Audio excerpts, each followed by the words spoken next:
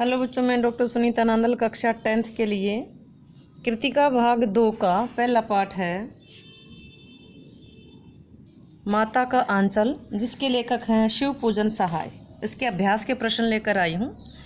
पाठ का सार हम पहले पढ़ चुके हैं, तो आइए देखते हैं। प्रस्तुत पाठ के आधार पर यह कहा जा सकता है कि बच्चे का अपने माता पिता से अधिक जुड़ाव था, फिर भी विपदा के समय वह पिता के पास ना जाकर माँ की शरण लेता है।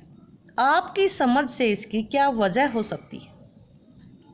निश्चय ही पाठ में दिखाया गया है कि बच्चे यानी लेखक को अपने पिता से अधिक लगाव था।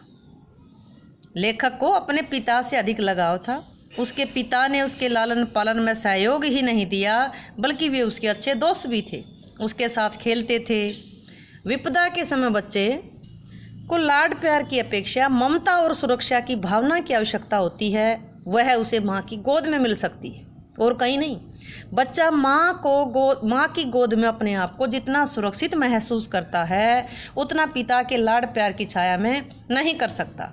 इसी कारण संकट में बच्चे को माँ की याद आती है, पिता की नहीं। माँ की ममता बच्चे के घाव भरने में मरहम का काम करती है। अगला प्रश्न देखते हैं। आपके विचार से भोलानाथ अपने साथियों को देख करके सिसकना क्यों भूल जाता है? बच्चा हमेशा अपने साथियों में खेलना रहना पसंद करता है। भोलानाथ भी एक साधारण बालक था। उसे अपने साथियों के साथ खेलने में गहरा आनंद मिलता था। वह अपने साथियों को शोर मचाते, शरारतें करते और खेलते हुए देख करके सब कुछ भूल जाता था। इन्हीं बातों में मग्न होकर के वो सिसकना भी भूल जाता था।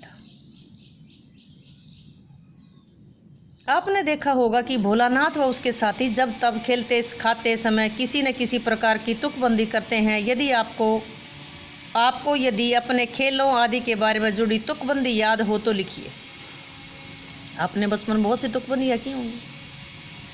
उदाहरण के तौर कुछ भी खेलते खेलते, मोटा सेठ सड़क पर लेट, आगे गाड़ी फुट गया पेट, गाड़ी का नंबर 88, उसमें बैठा चंद्र सेठ ने खाई मलाई, उसमें निकली लक्ष्मीबाई ने फोड़ा अंडा, उसमें निकला तिरंगा झंडा, तिरंगे झंडे ने दी आवाज, चाचा नेहरू जिंदाबाद। इसी तरह आप और भी खेलते हैं। बड़ा समुंदर, गोपी चंदर, बोल मेरी मछली कितना पानी, और भी कई तरह की तुकबंदी हैं। पोसम पा, डाकू ने क्या किया।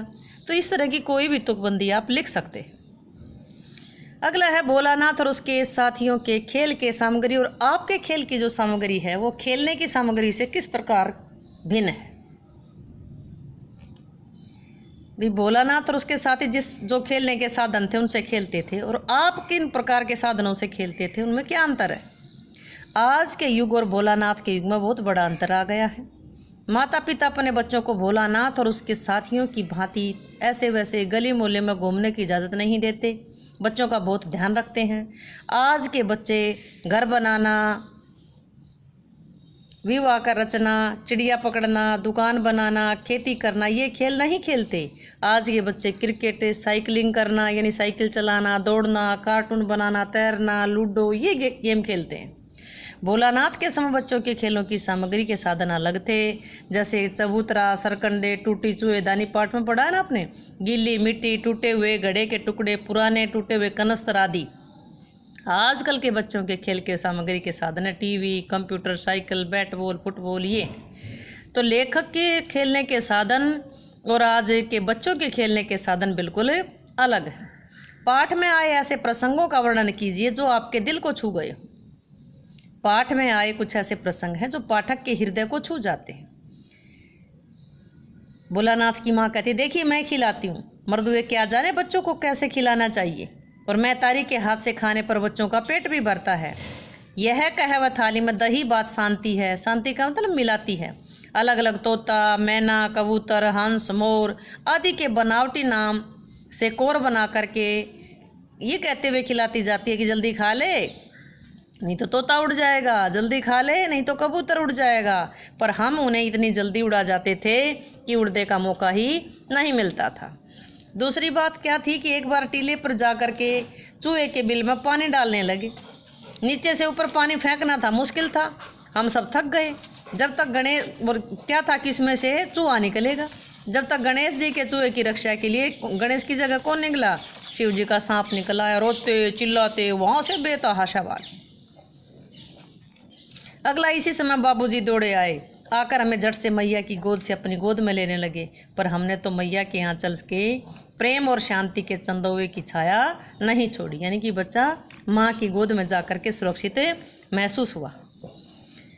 अगला इस उपन्यास के अंश में 30 के दशक की ग्रामीण संस्कृति का चित्रण है। आज की ग्रामीण संस्कृति और वहाँ उस समय की जो ग्रामीण संस्कृति, उसमें क्या बदलाव दिखाई देते हैं। 30 के दशक की ग्रामीण संस्कृति और आज की ग्रामीण संस्कृति में पर्याप्त अंतर है। आज कुओं से पानी भरना, कुओं से खेती की सिंचाई करना, ये प्रचलन खत्म हो चुका है। गांव में पीने के पानी की वाटर सप्लाई हो गई है, खेतों में ट्यूबवेल लग गए हैं, खेतों में जो बैलों की अपेक्षा ट्रैक्टर से काम लिया जाता है। संपूर्ण ग्राम अंचल के विवाह संबंधी रीति रिवाज बदल गए हैं। भौतिकतावाद और उपभोक्तावाद का प्रभाव ग्रामीण संस्कृति पर भी दिखाई देने लगा है। आपसी भाईचारा व मेल मिलाप कम होने लगा। मनोरंजन के साधन बदल चुके हैं। चौपालों में हुक्के गुड़गुड़ाने की अपेक्षा हमारे बुजुर्ग भी टीवी के आगे बैठकर क्रिकेट के मैच का आनंद लेते हुए देखे जा सकते हैं।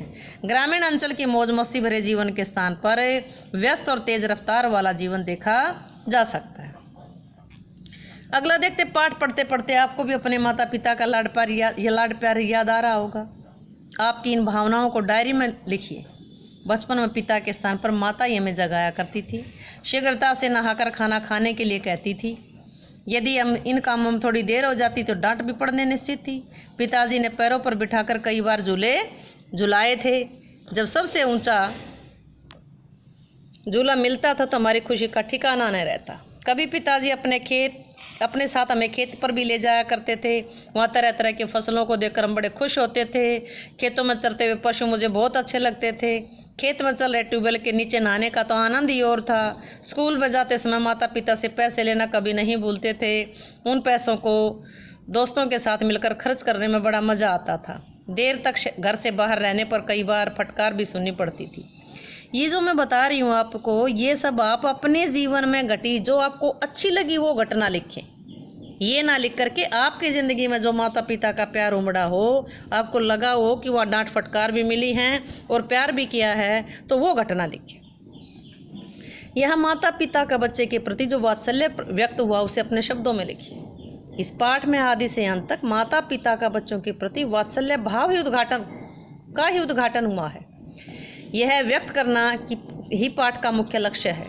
लेखक का उसके पिता के पास सोना, प्रातः समय पर उठकर उनके साथ नहाना धोना और पिता के द्वारा भोजन कराया जाना, कम भोजन करने पर चिंता व्यक्त करना, पिताजी द्वारा कंधे पर बैठाकर गंगा के किनारे ले जाना, उसके साथ कुश्ती करना, बच्चों को खुश करने के लिए खेल में हार जाना, सांप को देखने पर डर जाना और माँ के आंचल में छुप जाना, ये आदि वात्सल्य भाव का चित्रण हुआ है।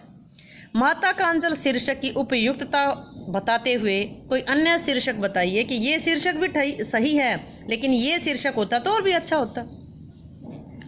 माता का आंचल नामक पाठ का शीर्षक उपयुक्त नहीं है, क्योंकि ये पाठ के अंतिम भाग पर लागू होता जब बच्चा आकर अपनी माँ की गोद में छुपता है।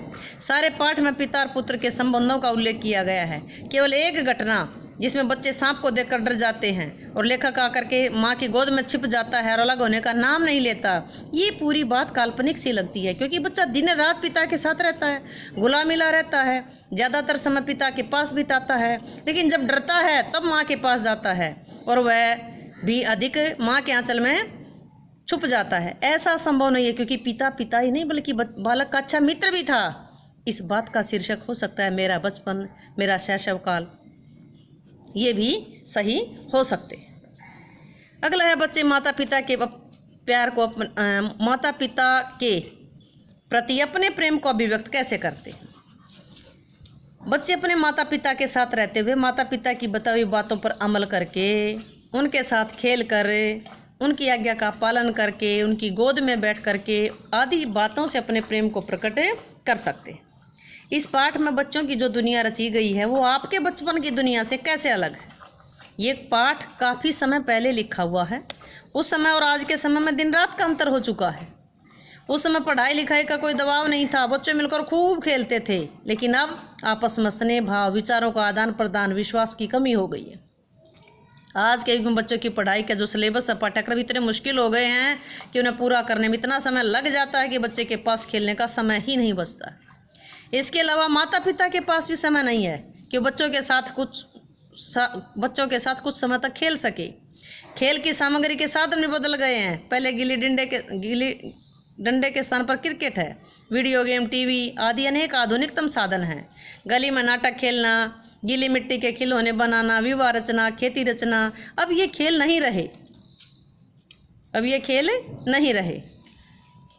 तो उम्मीद है कि ये पाठ आपको अच्छे से समझ आया होगा। अगला है फणीश्वर नाथ रेणु और नागार्जुन की आंचलिक रचनाओं को पढ़ लें। आंचलिक होती हैं जो ग्रामीण अंचल से संबंधित होती हैं, जैसे फणीश्वर नाथ रेणु की प्रतिपरी कथा, मैला आंचल, तो ये इनके आंचलिक उपन्यास हैं, ये पढ़िए। इसी तरह नागार्जुन के भी आप पढ़ सकते हैं, जिसमें केवल ग्रामीण संस्कृति का जिक्र किया गया है। इसीलिए शिवपूजन सहाय ने दोनों लेखकों के नामों को प्राथमिकता दी है कि आप इनसे संबंधित ये रचनाएं भी पढ़ें। उम्मीद है कि आपको ये पाठ अच्छे से समझ आया होगा। समझ आया है तो वीडियो को लाइक करें, शेयर करें, चैनल को सब्सक्राइब करना ना भूलें।